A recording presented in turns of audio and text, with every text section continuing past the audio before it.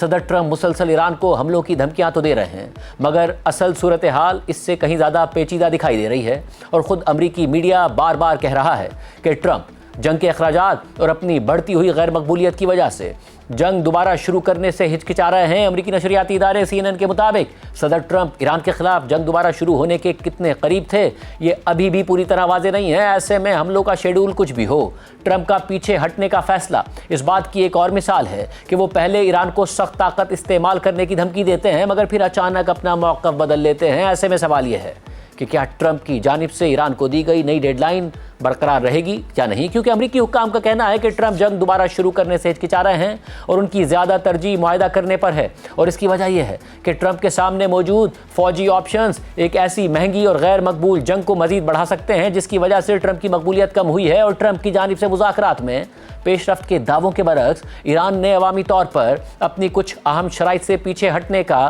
کوئی اشارہ بھی نہیں دیا ہے۔ CNN کے مطابق اس صورتحال نے ٹرمپ کو مشکل پوزیشن میں ڈال دیا ہے، اور ایران پر دوبارہ حملے کے آپشنز پر وائٹ ہاؤس میں کم از کم پچھلے ایک ہفتے سے بات چیت ہو رہی ہے۔ ٹرمپ کی جانب سے نئے حملے روکنے کے فیصلے کے باوجود ایران کے خلاف تیار کیے گئے فوجی منصوبے اب بھی امریکہ کے فوجی حکام کے پاس موجود ہیں اور ان پر کسی بھی وقت عمل ہو سکتا ہے، اور سورسز کے مطابق اس آپریشن کا نام آپریشن ایپک فیوری سے بدل کر آپریشن سلیج ہیمر رکھنے کی توقع ہے، کیونکہ ٹرمپ انتظامیہ کہہ چکی ہے کہ پہلا آپریشن ختم ہو چکا ہے، اور آپریشن کا نام تبدیل کرنا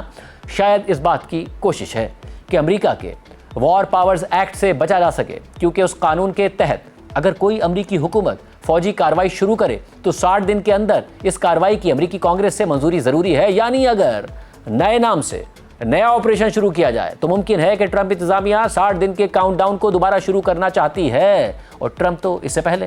امریکہ کے اس قانون کو ہی غیر قانونی قرار دے چکے ہیں۔ ایسے میں ٹرمپ نے پیر کی شام کو ایران کے خلاف حملے روکنے کا اعلان کرنے کے چند گھنٹے بعد